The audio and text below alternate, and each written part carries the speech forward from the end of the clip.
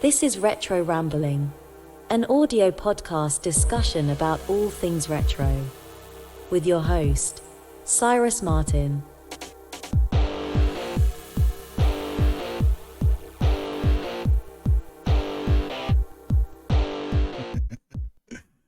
Hey everybody, welcome back. It's me, Cyrus. Today I am joined by my great friend, my childhood companion. Well, not really childhood, more like young adulthood, college.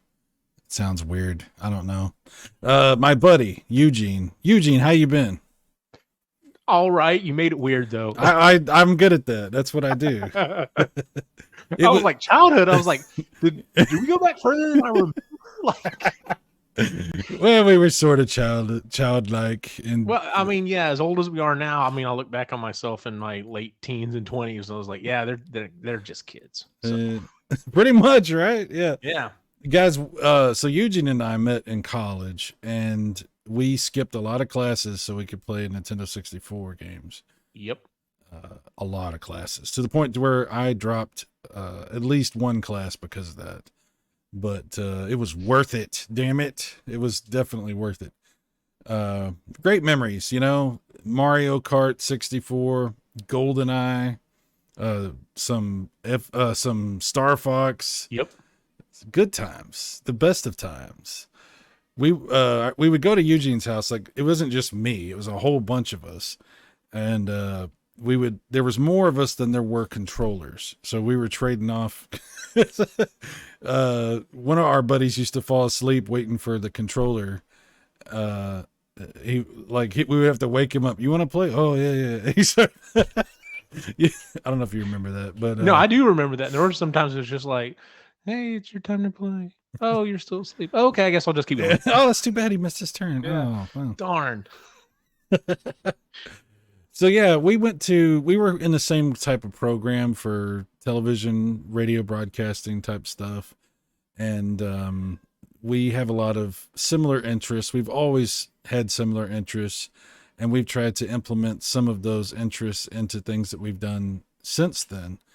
For instance, let me give you an example. Eugene and I both worked together on a podcast that was on for many years, called Group Therapy. It was on onemanasylum.com.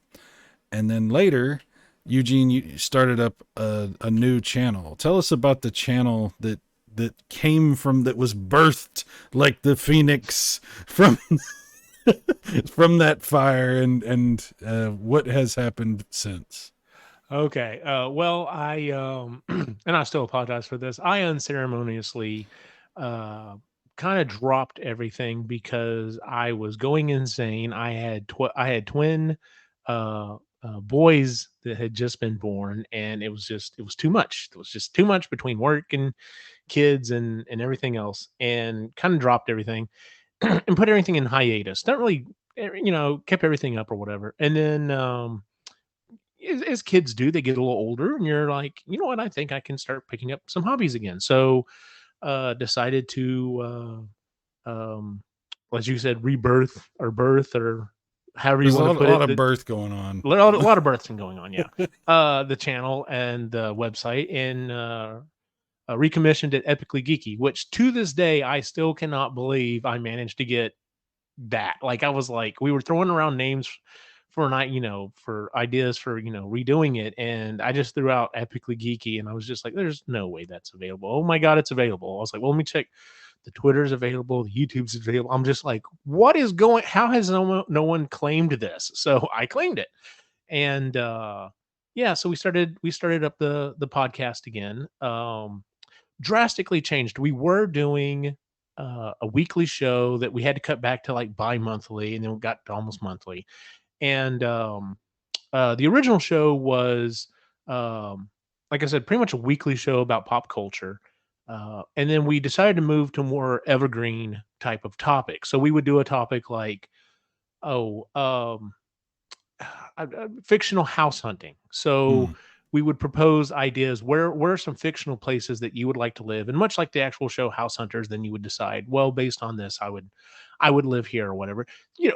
More interesting topic our idea type episodes. We recently did an episode where we cast the all of the characters from the Fellowship of the Ring using Disney characters. Of course, we have to define what is a Disney character, and we pretty much have settled on Disney characters include Disney proper, Pixar, and Muppets.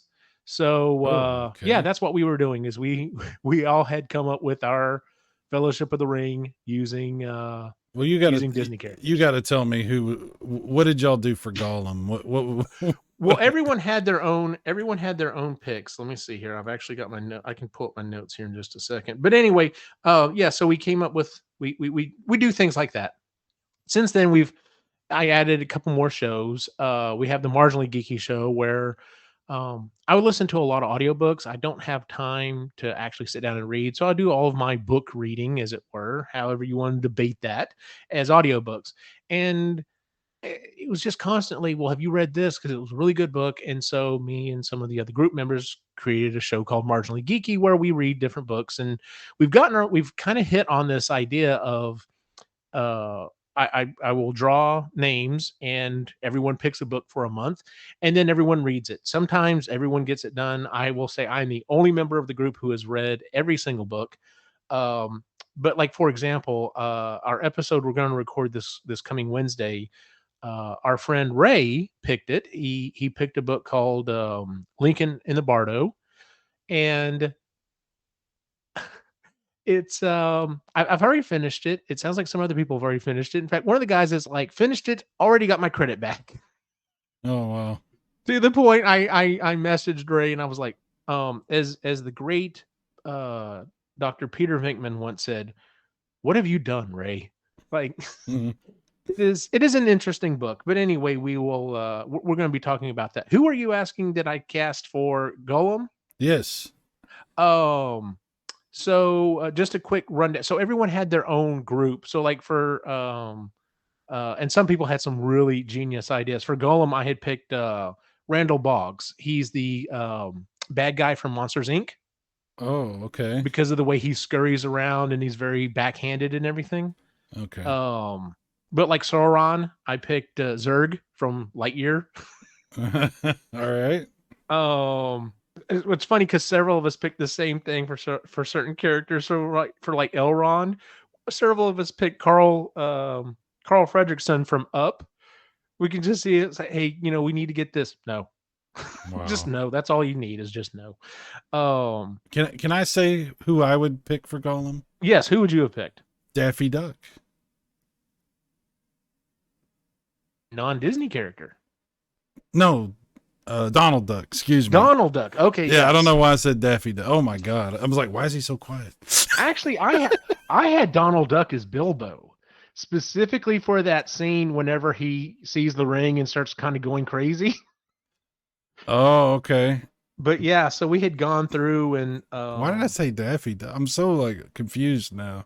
I was like, what? Why is this like? What's the problem? And then I'm like, oh yeah, Daffy Duck. That's what the. Yeah, I don't know. But like, so I was like, well, we've got the main characters, then we've got like bonus characters, and then I was like, if you want super bonus, like you can also choose who you would be your Oryx, your Urukai in the ring race. Yeah. So for my Oryx, I picked the hyenas from the Lion King. But you've got lots of them. You can be killed off and not that bad. My Urukai, I picked Sweetums from Muppets. Do you know who that is? Yes. Wow. Yes, I think Sweetums would make an excellent Urukai. And the ring race, Waldern Statler.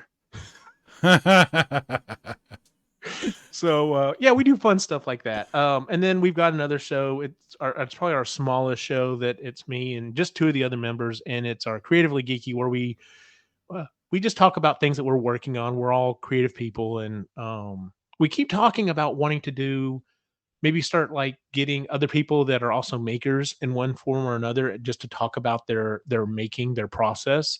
And that's a show that I actually wanted to address with you about sometime. If we end up going down that route, I would definitely love to have you on to talk about the stuff that you make, because you could actually comment on a lot of different things, to include the thing I would most would love to have you on most would be this magazine that you're working on. Like, yeah. it astounds me. I keep thinking of all the different things that you've done, whether they be podcasts, YouTube shows, self-doing a movie, self-doing books, like, and I'm just like, a magazine. Like I know lots of people who make movies and everything else and do podcasts, and you're the only one that's ever made a magazine that I know of. And I'm just like, nope, that's what I would want to talk to Cy about. So Well, I love being weird, and I love doing things that are different, and creating stuff. And yeah, absolutely, you inspire me in a lot of ways to try to think of trying things that maybe are kind of out in the left field. With your, I mean, we were talking before this podcast, we were briefly having a discussion about some of the stuff you make, and you're a huge fan of Transformers, the old 80s cartoon about the that Michael Bay turned into movies and all that sort of thing. I guess they're going to keep making movies of those forever in some form or another. But as long as they keep making money, I guess. Yeah, and you've made some money off of the Transformers franchise. A little bit, yeah. What is it you've done? Like, I know you're not really doing too much of this stuff anymore, but it's still really impressive, the stuff that you've created. Like, okay. Yeah. So I got into 3D printing years and years ago. I started making, it's funny, I got into 3D printing, and I was at a meeting with my previous partner at work, and they were having a raffle for a 3D printer that we could win for campus. And I turned to my partner, and she was across the room at the time. And I text her, I'm like, all right, so what are we going to make? And she writes back, she goes, flux capacitor. And I'm like, what?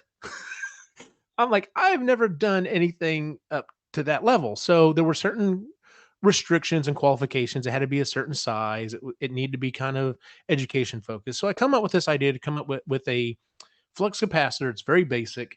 It's got several 3D printed parts. You use a little bit of Ethernet cable and then some LEDs and basically a watch battery that you wrap the legs of the LED around, and that's what causes it to light up.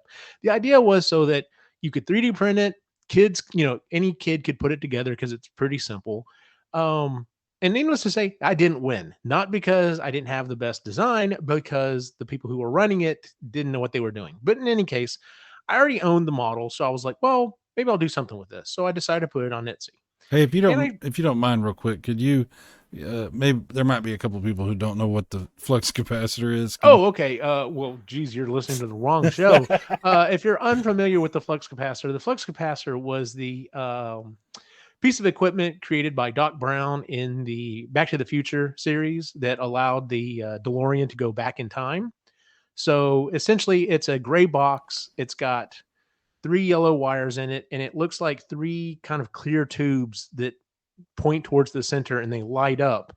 And as you hit 88 miles an hour, it allows the flux capacitor to cause the DeLorean to go back in time. So I created a very miniature version of that. Pardon me. Wait, non-functional. It doesn't. Non-functional, of course. Yes.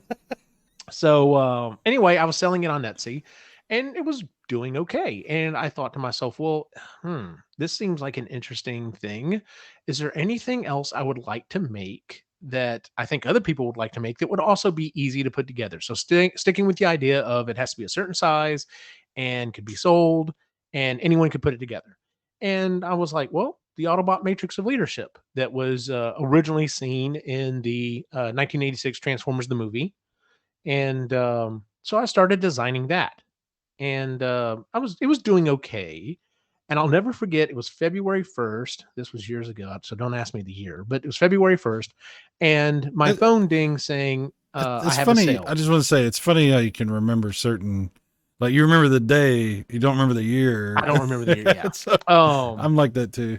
Yeah. So anyway, my phone dings, and then it dings again, and then it dings again, and it just keeps going off. And I'm just like, what is going on? And I sold out of the Matrix. And I was like, okay. So I was like, well, I think I can keep going. So I put up more, and they all sold out. And so I did a third round, and they all sold out. And at that point, I told my wife, I was like, I'm going to have to buy a second 3D printer to keep up with this. And she was completely, for that idea, because I had more than already paid for this new 3D printer.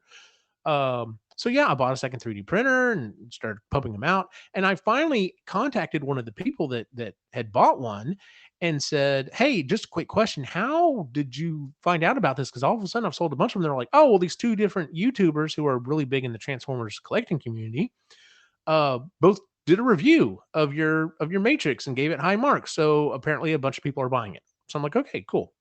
Flash forward a little ways, several months ahead, and I get a notice on Etsy. Someone's asking questions like, "Hey, have you thought about doing a life size, quote unquote, life size or human version, human size version of the Matrix?" And I was like, "Well, I've played around with the idea, but I don't really have any plans." And the guy's like, "Well, if I bought several of them from you, would you consider it?" And I thought, okay, how are you, when you say several, what are we talking here? Well, you're talking about one or two. And he's like, maybe 20. And I'm like, okay, so it's going to be worth my time and energy to look into doing this. So sure enough, I designed a larger one that's quote unquote human size. I figured out the price and everything. He ended up buying 16 of them, if I remember correctly. Wow. Um, and I asked him, I was like, can I ask, why you're buying this and everything? And he's like, sure. He said, I'm buying them for my leadership team. He said, I'll be honest with you, probably a lot of the people are probably not going to have any clue what this is, but I'm a child of the 80s, so I know what it is and I think it's awesome. I'm like, oh, that's cool. I'm like, can I ask who you work for? He goes, sure. I'm the head of uh, I'm the head of research and development for Taco Bell. Wow. So the first 16 normal size matrices that I made, instead of having the Autobot logo on the stand, have the Taco Bell logo on them. Wow. Anyway, I sold them. I continued to sell them on and off through the years. And yeah, this last year, about midsummer, I got around. What I was essentially doing is I was putting them up and I offered four different versions. There's an orange version and a gold version. Technically, I think it's supposed to be gold, but in the movie, colorization in that movie is way off in lots of different places. But anyway, it looks orange in some scenes. So I offered an orange version and a gold version. And then I've had other people contact me and asking me about um, more comic and some of the late, well, more, I guess more so the comic versions. So there's a dead version that's silver and black. And then there's what's called shattered glass. This is like an alternate color scheme for a bunch of Transformer stuff. And so I offered a version of that as well. Anyway, but I was kind of producing them as they were coming in orders, and it was running me ragged. So I ended up changing up my ordering scheme, and I would basically do like say 10 and just put them up and be like, all right, this is how many I have. They'd sell out. Eventually I'd do another round. But yeah, I had, I don't know, 10 of them made up, and they literally sat in my office for months and months. And I just could not bring myself to get around to put them together because it was at least about 8 hours of work for each one. Now, when you're doing them in a batch, it's not that bad, but it's still like, okay, solder this, set it aside, solder the next one, set it aside, and just kind of going through over and over. To the point I even went back. I had people contact me that were like, "Hey, this broke or something happened. Can I get a replacement part or can you get me fixed?" So they would ship it back to me. I'd fix it, send it back to them. And I actually did a second complete revision of the thing. And so there's like three pieces on it that are glued, but the rest of it use um, socket hex head bolts to actually put this thing together. Like it's put together like a legit toy is essentially. So I learned a lot in that design process and everything. Yeah. Um, but yeah, so I was selling the Matrix for quite a while, and kind of the end cap of all of this was right before COVID happened. One of my customers contacted me and said, "Hey, I'm going to this convention. Is there any way you can make one and send it to me like rush job so I can get it signed?" And I'm like, "Oh, sure. Who's signing it?" And he goes, "Peter Cullen, the voice of Optimus Prime." And I'm like, "Ooh, okay. I will make you a deal. If I sell this to you at my cost, so I'm not making any money off of this thing, um, and ship you my own personal version, could you get it signed by Peter Cullen?" He said, "Sure." Well, sure enough, I shipped it off. He got it, and literally, it was like the week or so before everything got shut down by COVID. He got it signed and shipped back to me. So I was already really happy with that as it was. Just going to kind of round out the story here. And then everything's kind of started coming back, kind of getting back to normal or whatever. And I told my wife, I was like, there's certain things I really want to do in my life, kind of quote unquote a bucket list. Like, it's nothing super crazy or anything. There's just a few things here and there. But I was like, I want to meet Peter Cullen and I want to give him a matrix to say thank you for being one of my heroes since I was a kid. And sure enough, this last March, I got to do that. I traveled to, I was like, if he's anywhere in the continental US, I'm going to have to find the man because he's like in his 70s, his 80s. He's getting older. Um, and so sure enough, shows up. He was going to be at this convention in Las Vegas. And I told my wife, I was like, can I go to this convention in Las Vegas and meet my hero? And she's like, sure, tell you what, I'll come with you. So initially, the thing that I bought was I bought a VIP pass for the Vegas Toy Convention. And originally, it was supposed to be a picture with Peter Cullen, two autographs by Peter Cullen, and get this, a picture and two autographs with Frank Welker, Megatron, Wow. and then one of them together. Well, month or so, I went ahead and purchased the ticket. Month or so goes by, and they send out a message saying, "Hey, unfortunately, Frank's not going to be able to make it. We're finding someone else." And the person they got in his place was Ron Perlman. Oh my God. At first, I was like, "Why Ron Perlman?" And then it dinged on me. I was like, "Oh, he's playing Optimus Primal in Yeah. this new Transformers movie that's coming out this summer." So it totally makes sense. So got all my stuff together. My wife and I flew out to Vegas with a couple of her friends so that she had something to do because I'm like, I'm pretty much going to be at this convention this whole time. So I get there and I was kind of like nervous and disappointed essentially because I get there and this entire convention is like just like in the lobby of this one hotel. I mean, it's a decent sized area, but it's small compared to what I'm used to for most conventions. And my stomach was kind of messed up that night. And I was just like, did I spend all this money to come meet Peter Cullen? And it's not going to work out well. And I was like, no, let's just see how things go. Well, sure enough, the next day I get up, I go to this convention.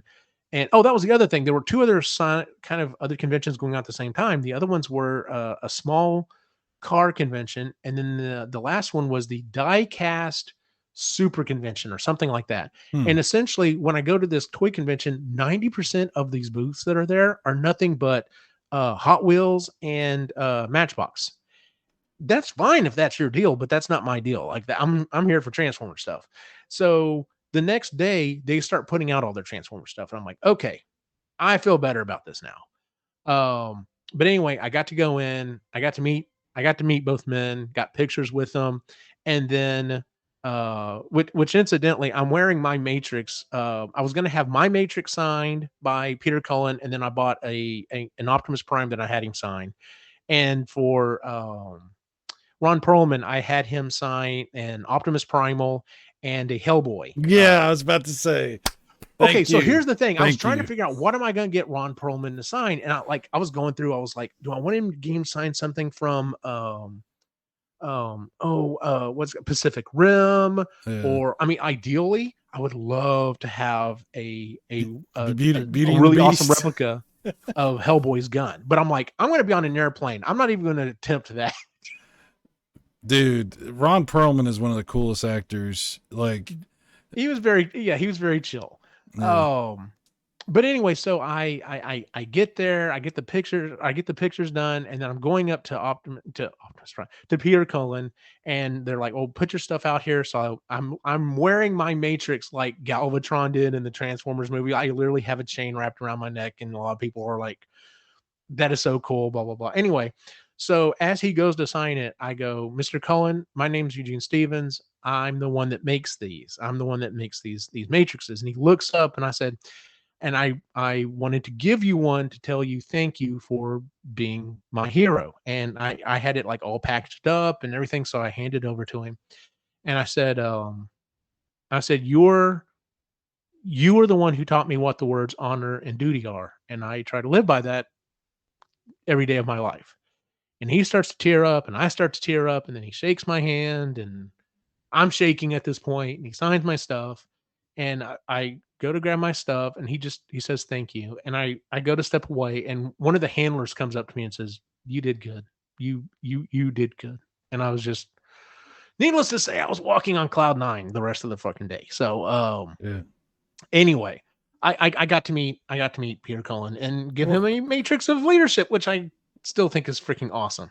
So I don't. anyway. What you did was more than just meet Peter Cullen. I mean, I think that he's the kind of guy that actors or people like that portray a character for that long. They have an ownership of that character. They really, Absolutely. and for you to do that, I mean, that's really a commendable thing. I'm sure he's an elderly man now. He's been through a lot.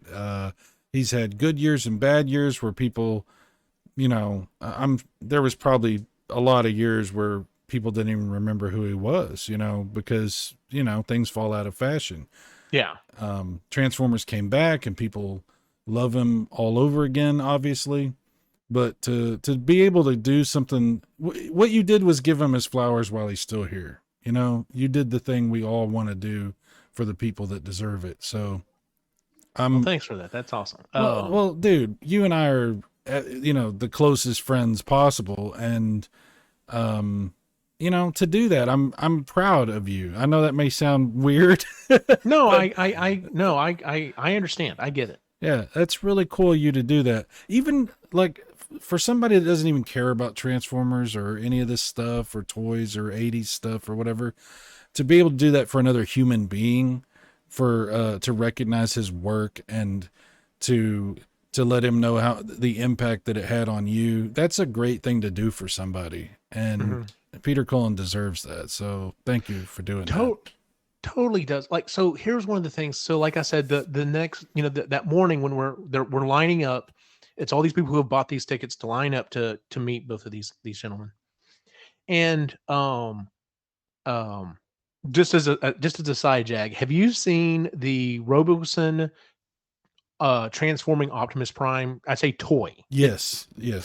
Okay, a dude actually had one there because he was having Peter Cullen sign it, and I've never wanted to drop $1,500 on a toy for my life. But I'm like, I'd have to have it, and I'd have to have the trailer too. But oh my god, they're so cool. But anyway, but yes, I'm standing around all these other people, and I'm hearing converse, and I'm talking to some other people. I'm kind of talking, and people are asking me about the Matrix, but I'm overhearing all these other people, and it's all the same story. Like there's this, she's a shorter black girl. She's probably in her 30s. She's giggling and dancing. She is so excited to meet Peter Cullen because she is just that big of a fan. And there's Hispanic and white and Asian. There's every stripe, man and woman and child waiting to meet this man because because Optimus Prime is their hero. That's what they like me have, kind of attached to that. So that was just felt, you just look around and you're just like, it's not just me. It's not just, I'm some weird, 40 some odd year old white guy that was like, oh, this Transformer, this talking truck is my hero. That's kind of weird. And you look around, you see other people and are like, no, like this made a difference. Like he has made a difference. And I think he understands that, but he's also not, he's humbled by it. He's not like, you can tell he's not like, whoa, yes, I'm Optimus Prime. And, it was nothing like that. He was so humble the entire time. It was so awesome. So cool. Well, yeah, he's a great guy. And like I said, I think that's just an amazing thing that you were able to do. So I guess we have to thank your wife, really, because she made this happen. Without her, this would have never been possible. And you would have tried to do it anyway and gotten in tremendous trouble. What's funny though is probably not. I just granted, now it's funny because as I'm standing in line, some of these people are like, well, apparently they just added Peter Cullen to the Transformers specific convention that was happening like 2 weeks later in LA, I think, or whatever. And I'm like, man, that would have been cooler. But then again, Christy wouldn't have come with me. But anyway, no, it needed to be there because it was the right atmosphere. It was the right crowd. It was the right, like you said, your wife was able to come. Right. So it was what it needed to be. Yeah. Yeah, because I'll be honest with you. Otherwise, I would have gone and just probably went back to the hotel room because I have no interest in gambling Yeah. or anything like that. Like, people are like, "Oh, you went to Vegas?" I'm like, "Yeah, I met Optimus Prime," and they're like, "And did you?" No, I didn't gamble. Would you watch any shows? No, I was there to meet him. Like that was the whole purpose. Right. So, Yeah. but anyway, You and I don't gamble. We do eBay. That's where we have our oh problem. geez, yeah. You know what? And I have found I've got some other people that have because we don't talk as much as we used to, but I definitely have some people that are just like, yeah, go ahead and buy that, go ahead and do that, and I'm just like, damn it, I keep thinking of Cy every time they say that. Yes, I'm a So, bad influence. I'm well, terrible. okay, so for an example, here's a quick example. One Hmm. of the for those of you who don't know me, I'm also the head of the Austin Ghostbusters. We're a cosplay group that does conventions and parades and special events dressed as Ghostbusters, and we raise money for charities. Well, one of my group members is moving to Hawaii later on this year, so unfortunately, he's having to sell a bunch of his stuff. Well, one of the things he's selling is this Lego Ecto One, and I was like, "Well, dude, if you're selling it, what would you take for it?" And he's like, "I don't know." And I'm just like, "Okay, I'm gonna lowball him, and we'll go up from there." And I was like, $50. He goes, "Sold." I'm like, "What? This thing normally goes for $250." So he sold me this Ecto One. Well, I put it together, and for Christmas, I got this transforming Lego Optimus Prime. Well, I bought there's an aftermarket light kit you can buy for it, and it's Mm. so awesome. Well, I'm like, well, I have to get the light kit for the Ecto. Well, it's like $50. Well, for $70, you can get the light kit and sound. And that's where my partner at work comes in. Well, you have to get the sound. You have to spend the extra $20. And Oh I'm like, yeah, you would have felt like crap if you didn't. You would have been like, man, I wish I would have got no, the. yeah, y'all are all right. So, Yes. but anyway, yeah, it's yeah. So, and what's sad is I say sad. I've brought up the transforming Optimus Prime to my wife a couple of times. I'm just like, God, that's so cool. She's like, well, why don't you just get it? I'm like, no, because I don't need to spend that money. Mm. So, because she's not holding me back on it. That's the problem. Well, I know how she is though. Like, because every time you get something, she's gonna get something. So. That's the thing, isn't it? Although she did get a really nice ring for our anniversary, and I've gotten a few things here and there that have not added up anywhere near that amount. So I'm Yeah. kind of just a little picky here, something there type of thing. I keep bringing it up. Well, I never did get anything really big for her. Hey, let me ask you this. So I know you got to meet obviously Peter Cullen and Ron Yeah. Perlman. That was awesome. And you were talking about the Ghostbusters. Did you ever meet any of the Ghostbusters, like at any of the conventions you went to and stuff? Okay, so years ago. I did meet Ernie Hudson at an event in San Antonio. Oh yeah, that's right. That's right. I got his autograph, which was really cool, but unfortunately, it was on my previous Proton Pack, which has bit the dust since then. So I need to try to meet Ernie again. Um, I actually got to go to the premiere for Ghostbusters Afterlife, and there I got to meet oh my god, I'm blanking on his Jason Reitman. I got to meet Jason Reitman, the Oh wow. writer and director for Ghostbusters Afterlife, and I also got to meet McKenna Grace, who plays Phoebe, Mm. who's the star of the movie. And then this last summer, just kind of on a weird whim, um, my wife and I went to a concert in San Antonio, and I watched the Blues Brothers perform and got to meet Dan Aykroyd afterwards. Oh, that's cool. Yeah. So yeah, I've got a picture of me and Uncle Dan, as we like to refer to him in the Ghostbusters community. So yeah, it's I've met two of the three original guys. So I mean, I don't think the opportunity will ever come up that I can meet um um Bill Murray. Bill Murray, Yeah. but if it does, I'll definitely jump on it. And what's funny is going back to my original comment about bucket list things. Bill Murray's another man I would really like to meet, and not for Ghostbuster stuff. Honestly, I would like to. I would like to meet the man and just tell him thank you for everything you've done.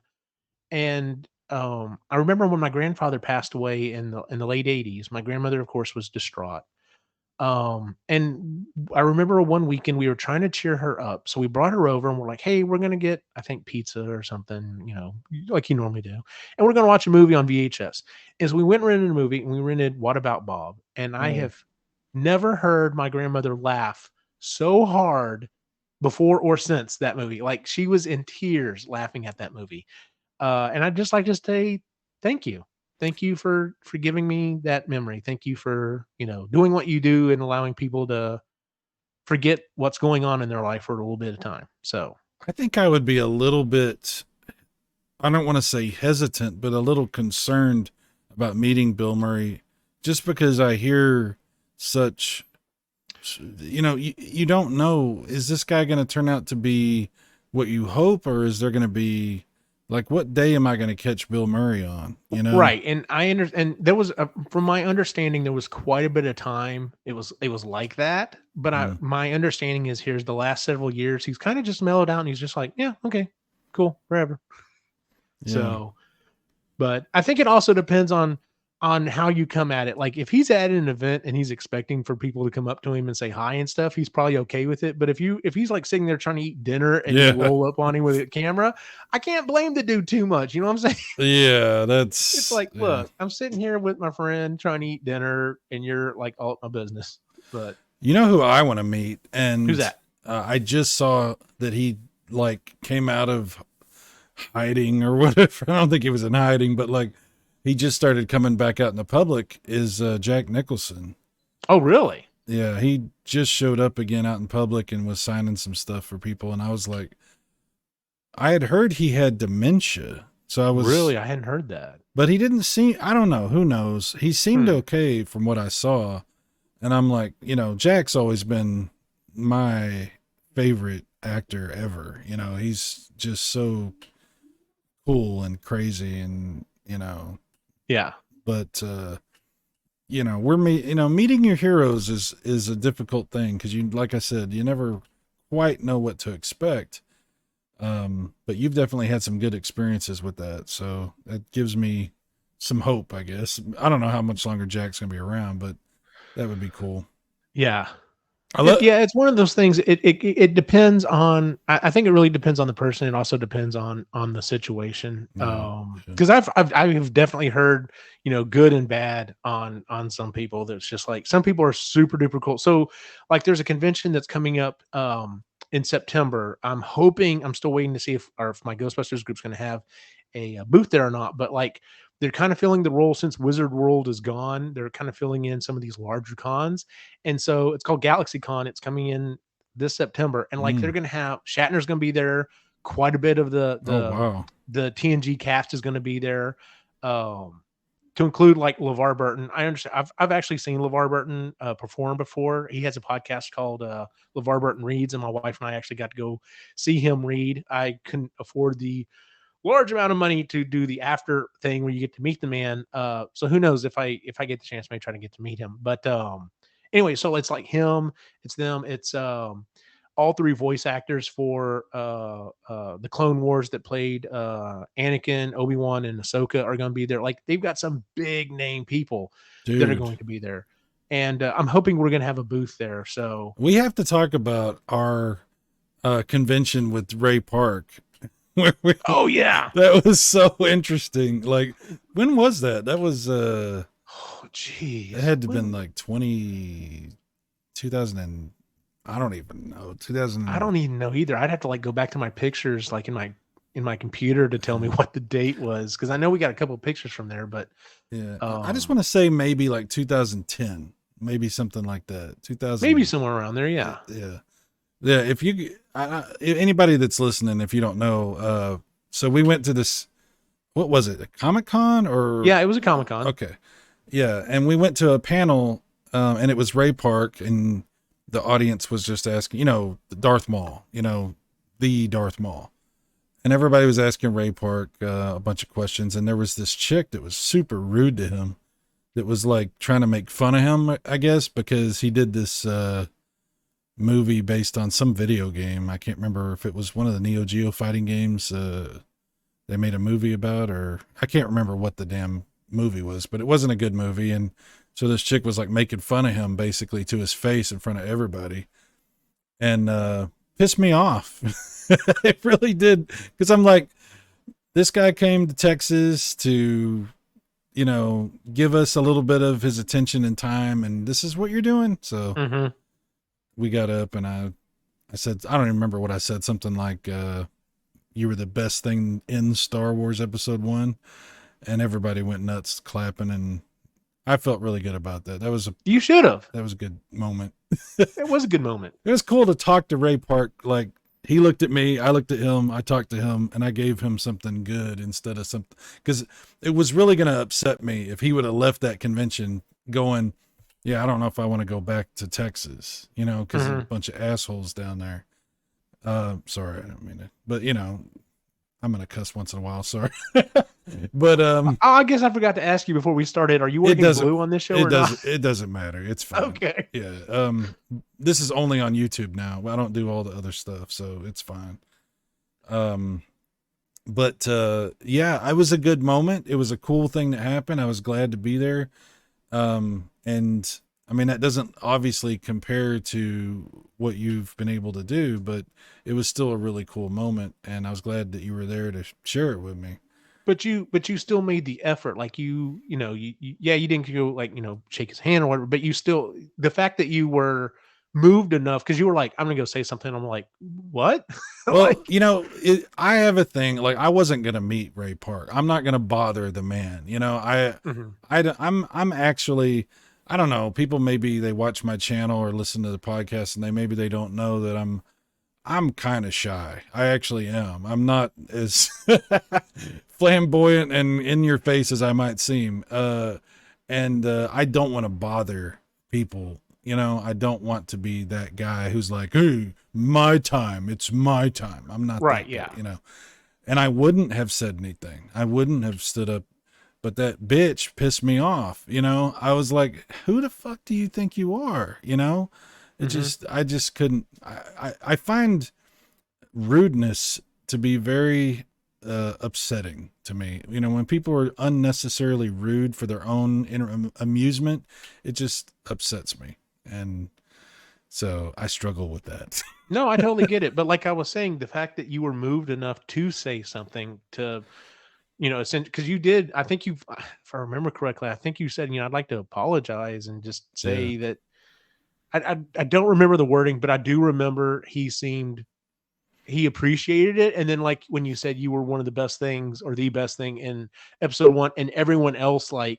clapping and cheering and stuff like that, you could tell he was like, okay, cool. It obviously was just this one person. So I don't want to say that I don't want to take credit for like changing the whole mood of the thing, but I definitely think it was needed. Somebody needed to do that. And I agree. I was glad I was able to. So, yeah. But yeah. So we were talking about Star Wars. Like, we should get into some stuff. There's been a bunch of new Star Wars stuff and Star Trek stuff. Have you been watching any of this new stuff? Like, what are your thoughts about the new stuff that's happening? Okay. So let me start with the easiest part. I have not watched any of the new Star Trek stuff. What? And no, I know. I'm losing you. I'm losing you. I know. I have heard and blocked. I've heard good and bad about the first season or so of Picard. I've heard nothing but fantastic stuff about this third season. I've heard Lower Decks is fantastic. I haven't watched any of it either. I've also heard good stuff about was it Brave New World or something? That one as well. The fact that there's so much new Star Trek to explore is I love the fact. I haven't gotten into it yet, and I need to find time to do that. On the Star Wars front, on the other hand, I am caught up on, well, I say I'm not completely caught up. I'm caught up on almost everything. And I'm loving all of it. There's some stuff that is hit or miss, but for the most part, I'm loving all of it. Okay, I'm going to laser focus in because for some reason you have neglected your Star Trek fandom. I don't know. You think you know somebody, but we'll laser focus in. I have to know your thoughts about Andor. Okay. So Andor, everyone said, I've heard the exact same thing. I heard It's slow the first 2 episodes, maybe it was 3, and they're like, by episode 3, if you don't like what you're seeing, then yeah, it's not for you. And I was like, okay. But let's Well, not I put it off. let's not spoil anything. By the way, I won't. Yeah, and I won't spoil anything. Okay. So I did put it off until it was 4 or 5 episodes deep. In fact, I think the entire series was only like 8 episodes. So I'm getting close to it already being over. And I finally sat down, and I did try to sit down and watch the first episode, but man, I don't know. Being 45, trying to sit down on a Friday night, like as my wife's going to bed and kids are already in bed, and be like, all right, well, it's time for me to watch something. It's like a recipe for falling asleep. It doesn't matter how interesting it is. I sit in the recliner. I got a cat in my lap. I'm probably going to fall asleep. And so I did fall asleep during that first episode. And I thought, okay, I'm going to give this a good shot. I've just got to give another, run and go at it. And I did. And sure enough, after about the third or fourth episode, I was like, this is really, really good. I disagree with people saying it is the best Star Wars hands down ever. Oh yeah. From those people I see, usually these are people that when I hear that comment from, and you know what, everyone comes at it from their own place, but these tend to be people who do not have children, right? And so they want more adult Star Wars, and I totally get that, because that's what Andor is. And well, Andor, unlike, I'm sorry, I just want to say, like, Andor's like anti-Star Wars almost. It's like a whole different experience. Oh yeah, it's its own thing. It's and what's funny is and not giving away really anything here, because you do see Mon Mothma in in the previews and stuff, but it really, because it's not just his story, it's also her story as well, and seeing what she's come from, what she did, it totally makes it so much more interesting. Yeah. And it's funny, it's all the stuff that people used to complain about the prequel movies about. I don't want to see all this stuff about going. No one cares about trade routes in the Senate and everything else. And now we're watching this stuff and we're like, no, what's going on? What is all the political stuff that's happening with all this other stuff? And of course, you have his is a more straightforward, more of a spy thriller type thing going. But no, I enjoyed it. I enjoyed it. I'm several episodes behind, but I'm currently watching The Bad Batch with my boys. And everyone told me the beginning of the season is pretty good, but then it gets really good near the end. And I think I'm at the cusp of it. It's funny because it is animated, so the boys are still interested in it. But I'm having to have these conversations, like literally, and yes, I'm going to give a little bit of spoiler here or whatever, but so Bad Batch takes place in the original Clone Wars. There's a group of, they produce these clones in batches, and this 99 batch was the Bad Batch. They were not, these soldiers came out not the way they're supposed to. So they look different, they sound different, they have different personalities. And so they were kind of sent in as a special group to go do stuff. Well, they did survive Order 66. And so it's kind of catching up with them afterwards. Well, at this point in the story, they're literally having an episode where there are senators talking to the Senate about there's a general, I think it's a general, that's wanting to start the enlistment for new troops. So the incoming stormtroopers.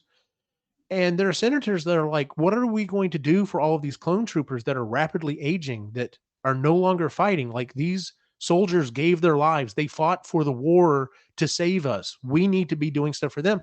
And I'm having these conversations with my boys about how this is real world stuff that we worry about, like with real soldiers and stuff. And I love the fact that I was explaining to them what good science fiction is, and good science fiction causes you to think and causes you to question. And in this case, we're questioning, what do we do with people who have fought for us, and how do we take care of those people when the war is over, when their battle is over? And the fact they're introducing this through a cartoon is insane to me, but also I'm loving every minute of it. So yes, I'm completely emerged in everything with all the Star Wars stuff that's happening right now. Like I said, I keep meaning to do to get into the Star Trek stuff, but in everything that I've heard about this last season of Picard, I'm just like, all right, I may have to just sit down for a weekend and just take the plunge and just knock it out. So, Did you happen to catch that Obi-Wan movie? Did you see yes, that? I did. Or Oh, you mean the series? Yes. whatever. It seemed like a long movie. I don't know. There's been a lot of mixed. People aren't really. It's funny to me how fickle Star Wars fans are. They've always been like this. I mean, you remember. Oh, and I don't want to spoil. There's something like you've seen Mando, right? You're caught up. Yes. Okay. So I don't want to spoil something, but there's a cameo in Mando for an actor that if I could meet somebody other than Jack, I would want to meet this guy. And we all, as a fandom, collectively owe this guy an apology. And oh, yes. yes, and I hope nothing but great things for him. If you've seen Mando, you know who I'm talking about. But I won't give it any. I hope he gets. Have you seen the reception that Hayden Christensen got at the last thing? Yes. I am so happy for him. I'm so happy for the other person you're talking about. That for whatever reason, like you said, people were treating them like you were the reason that they didn't like the original movies or the prequel movies. And it's like they were doing the best that they could with what they got. Right. And it's not their fault. Like, and I think people are either coming around on it or those loudmouths are finally just going away or whatever.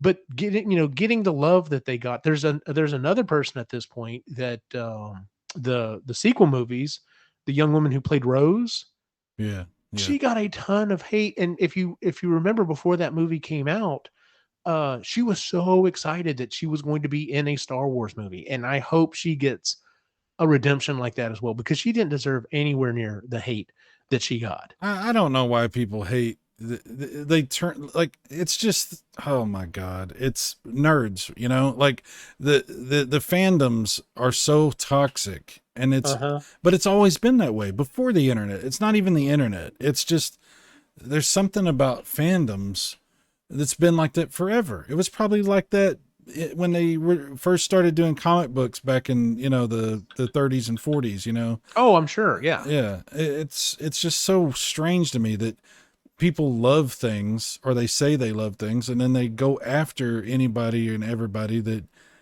does anything they don't like. And it's like, guys, like, why is that? Why do you think that happens? Like, I don't even. You and I have had this conversation that multiple times, and I still, I'm sure you probably feel the same way. There's been some kind of a change within the last, I don't know, decade maybe or so, where everything has to either be the best or the worst. It can't be, nothing can be good. It has to be the absolute best thing that I've ever seen, or it was absolute garbage. And it's like, guys, there's a scale. Like, things can be just good. You can just go watch a movie and be like, that was a good movie. I enjoyed that movie. Here's a good example. Here's a really good example of that. What was it? 56? 65. I think that's what it's called. 65. Movie recently came out. It's got what's his name that played Kylo Ren. It's a sci-fi Adam movie Driver. where Adam Driver. Yes, he's on a prehistoric Earth with futuristic weaponry, and he's trying to survive. Do I want to see a sequel to it? Maybe I might go see it. But as a standalone movie, it was fine. It was a fun movie to go watch. Was it the best movie I saw this year? No. Was it the worst? No. But it was a fine movie. It was okay. I enjoyed it. I sat down, got my popcorn, my drink, and I had a good time. But people have to demand, oh, well, was it the best thing I ever saw this year? No. Well, then forget it. It's garbage. We don't need any more of that or whatever. And I'm just like, we can have a scale. We can live.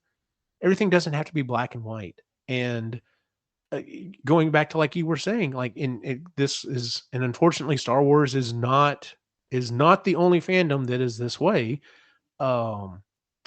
There's, people are like, oh, well, that's just, I don't like the way this has gone. So they just write it off. So like a lot of people I heard used to be fans of The Mandalorian and then have not liked this last season for whatever reason. And I'm just like, Okay, so you didn't like the last season. Does that mean you completely write off the entire series, or what? Like, I think honestly, I think it's like because Andor was really good and well received, it created like this like atmosphere of competitive, like, what team are you on? You know, what team are you on? Are you on the Andor team or are you on the Mando team?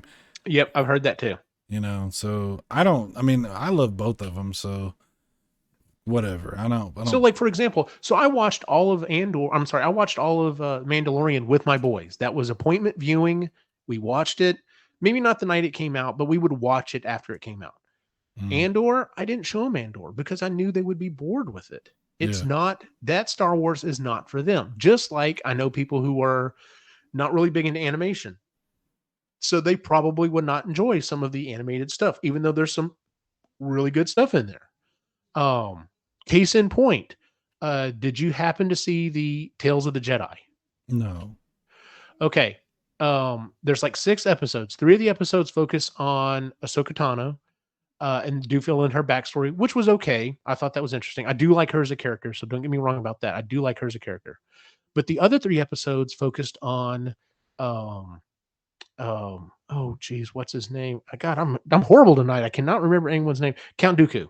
oh, I've seen clips of that, yeah, It focuses on Count Dooku, and you literally see him as a young apprentice starting to question and talking with Mace Windu about, Mace Windu is very strictly, this is what is being asked of the Jedi Order, and this is what we're going to do. And he's like, but it's not right. This is not the right thing. I don't agree with what the Republic is doing.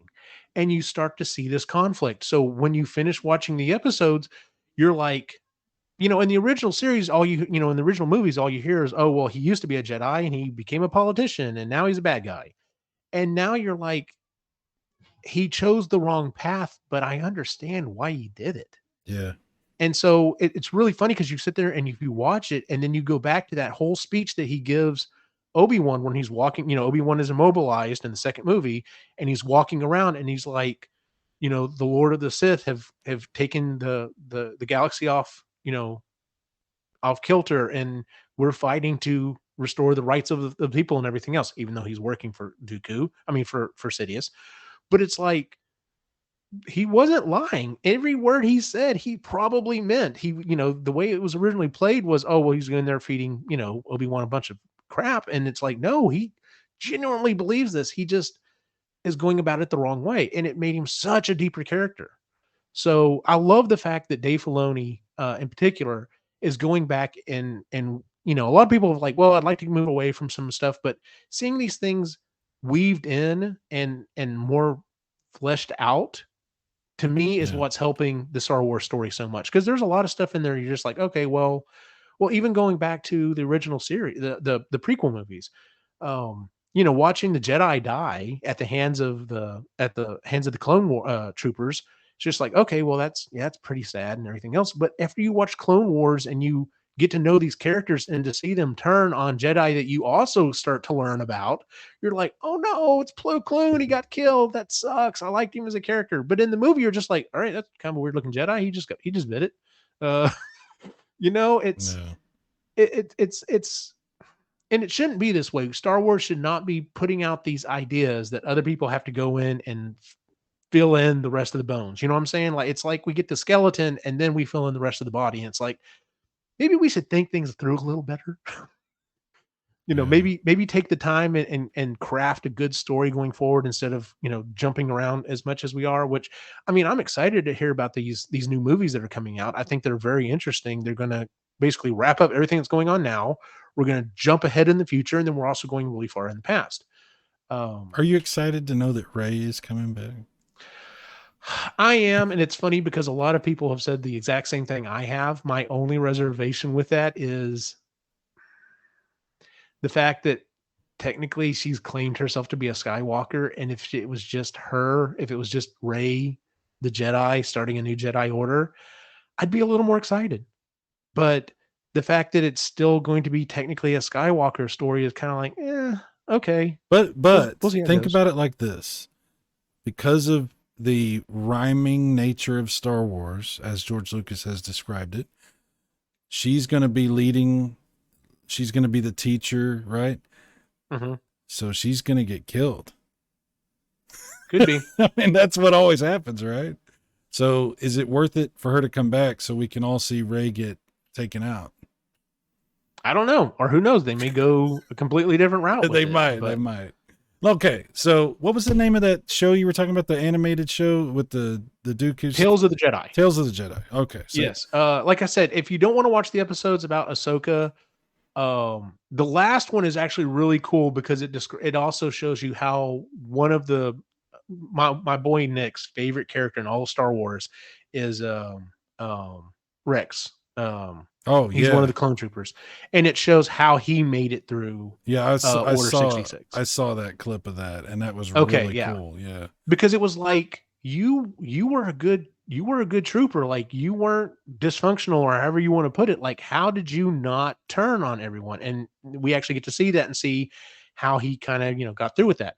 But yeah, if you get a chance, definitely check out. It's like 3 episodes about Count Dooku, because you will start to look at him as a different character. You're like, all right, much like the best Marvel villains, you're like, yeah, I don't agree with what you did or the conclusion you came to, but I kind of understand.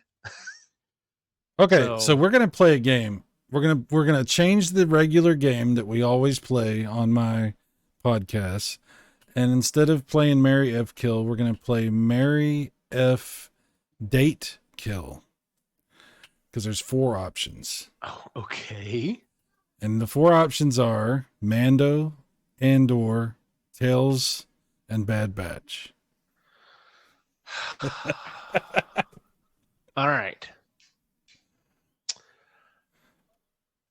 All right. Mary F. Date Kill. Mary F. Date Kill. So Kill is obviously the one that I don't care about. The one you are most comfortable with losing. We'll put it okay, like so that. are we losing it all, or is it just it goes in the fire? It goes in the fire. So it never existed. No, it can exist, but it's dying. You will. Okay, so they're not making any more of it. Like this was a one and done, or however many episodes we've got. That's it. And you will have killed it. Yes. Okay. If we get to keep the original episodes, I'm going to say kill Tales of the Jedi. Oh. I enjoyed them. I thought they were good one-offs. If we got more interesting one-off stories from a future Tales of the Jedi, that'd be fine. But I'm okay with what we got. If that's the only thing we got, I'm fine with that. So you're killing Tales of the Jedi. Gotcha. Yep. Way to sell me on that series, by the way. Shut up. I've got a date. Probably the Bad Batch. Okay. Because if they didn't, now granted, we've already been told there's a 3rd season coming out, and this is it. This is going to be the last season for this show. And I think it's because they've kind of time wise, with the timeline, they've kind of run into the upper, echelon before it would start bumping into other stuff. So I think it's kind of a natural ending point for it anyway. But yeah, I'd have to say date that. I'm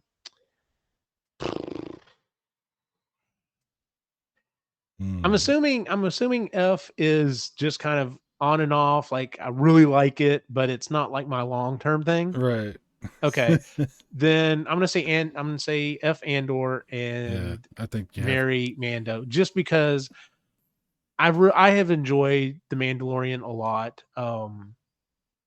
Honestly, I kind of thought this last episode was going to be the end of it, but from what I've heard, that kind of near the last scene where he goes to, I don't want to give anything away. It sounds like the now defunct, what was it, like Commandos of the Republic or something or another. It was the show that was originally supposed to star Gina Carano before she got kind of kicked off. It sounds like they're going to take some of those stories, and that's going to be maybe the 4th season of The Mandalorian, if we get a 4th season. which I'd be fine with because it sounds like it'd be more so bounty hunting type stuff. Um, so yeah, I think I definitely want to see more of that. But yes, anything more that we got out of Andor would be awesome. I will definitely not be sleeping on that one this time around. Like when they're Yeah. like, "Hey, season 2 of Andor's coming out," I'll be like, "All right, what day of the week? Wednesday. All right, Yeah. that's what I'm watching Wednesday night." Well, So there's only one more season of Andor. So it's only going to be around for one more anyway. yeah, that makes sense because timeline wise, you're also bumping up to um um Rogue One. Yeah, So absolutely. yeah, that's the interesting thing about some of these series, how they're filling in. Like I said, they're literally putting meat on the bone for some of these other stories, and a lot of them have to kind of they're going to fit within a certain timeline, otherwise they're going to extend way past, and then you have to start figuring out, well, then where was this person during all of the events of A New Hope or Empire or Jedi or whatever. So Yeah, that Andor has really improved my interpretation of Rogue One for sure. mhm. I actually had come around and started really liking Rogue One before Andor, but after watching Andor, I was like, holy crap, yeah, it's totally changed my interpretation. Well, once again, you have this character that comes off. He's grizzled. He's a badass. He's obviously good at what he's doing. But the first scene of the movie, he kills an innocent person, and you're Yeah. just like, and I'm supposed to be rooting for this person. And I'm sure by the end of the second season, we're going to be like, no, he's doing what he has to do to get the job done. So yeah, I'm sure I will. I've never been kind of down on Rogue One, but I'm sure my opinion will definitely be a lot more positive of it. Yeah. So Well, when it first came out, I was like, what the hell is this? There's no Star Wars music. Like I was confused, I was like, yeah, well, I mean that was also problematic with everything that was going on with the movie too. yeah, So and that's another one of those things that we have to deal with Star Wars is we get bad decisions that are made, and we get something that's going to be canon, and I don't think at this point they're willing to just flat out say, well, no, we're going to erase this from the canon, especially being one of the movies that went to the theater. yeah. um Even though I'm sure there are people in Disney that would totally just like to be like, yeah, so episode 7 happened and we're just going to pretend 8 and 9 never happened. Yeah. And but I'm sure they won't do that, and we're just gonna, well, obviously not, because we're gonna continue on with Ray, much further down the timeline. So Eugene, we have gone over time and I didn't even get to a bunch of stuff I wanted to get to. We're going to have to do well, I guess I'll another. have to be back on again. Yeah, we're going to have to do another episode very soon because there's a bunch of stuff I want to talk about. Okay. And I'm sure more stuff will even come up before we do another episode. So, okay, we got to wrap things up here. Tell everybody how to find your channel, your website, everything that you have going on, and let people know if there's any hope that they could buy one of these matrix of leadership things you make. Okay, well, let's see here. Let's start with my personal stuff. You can find me at Optimus Gene on Facebook, Instagram, and Twitter. I don't really post that much stuff unless I'm working on a project. So yeah, but that's where you can find me. You can go back in history and look at all the stuff that I've done. But like I said, I don't really post that regular. You can find the shows that I'm on at Epically Geeky. You can just search most of the podcast catchers and you can find the shows there. Or you can just go to epicallygeeky.com, and that's where you can actually find all 4 of the shows that we do, including the Marginally Geeky Show, Creatively Geeky, and Sustainably Geeky. And then if you want to see what I do on the weekends from time to time, you can check out austinghostbusters.com. And if you're in the Central Texas area and we're doing an event, we'd love for you to come out and get pictures with us and our equipment, and maybe make a donation to our the charity we work with. So Awesome. Hey, do me a favor. Tell Chris and Ray and Sean, whoever else is still doing things over there, tell them I said, what's up? Oddly enough, I got a message today from Jay. He's getting a promotion, and is going to be off nights and weekends. So he may actually be able to start doing the show from time to time again. Oh my God, dude. Tell Jay if you talk to him, I would love to have him on this show or something. I would love to. Absolutely. You know what? I'll tell you what. I'll do better than that. When Jay comes back, I will be on your show too. I want to. Oh, hell yeah. I want to come to do your thing. Because I would love to do that over there with everybody, with Chris, Ray, and everybody. I miss you guys. You guys are great. You know, my lack of involvement has not been because I don't like you guys. That's not what's gone on. You know what's gone on. I know. I've done, we all make choices for what we think is the best thing for everybody. And, but I would love to come back on and hang out with you. You are guys. always welcome, man. Thank you. I appreciate that. And you are too. And we're going to have to do another one of these very soon because like I said, dude, I didn't even ask you about the Mario movie. There's so much stuff. D&D movie. There's so many. We're not going to get into it. I had stuff I was going to ask you about that's not related to any of that too. Cause I just want to get your thoughts and opinions about industry things as far as what's going on with gaming stuff, video games. We didn't even talk about video games. No, we didn't. There's so much to go into for the next time. There is. For the next time. So anyway, Eugene, dude, thank you so much for coming on. Thank you for sharing some of these awesome stories and letting everybody know what you have going on your channel. And I really do encourage everybody, go check out the Epically Geeky show and the channel, the website, epicallygeeky.com, because there's some really cool stuff over there. There's always been cool stuff over there. And I will be over there at some point in the near future. so go check that stuff out. You have anything you want to finish off with? Last words or anything? No, that's it. Thanks for having me on, man.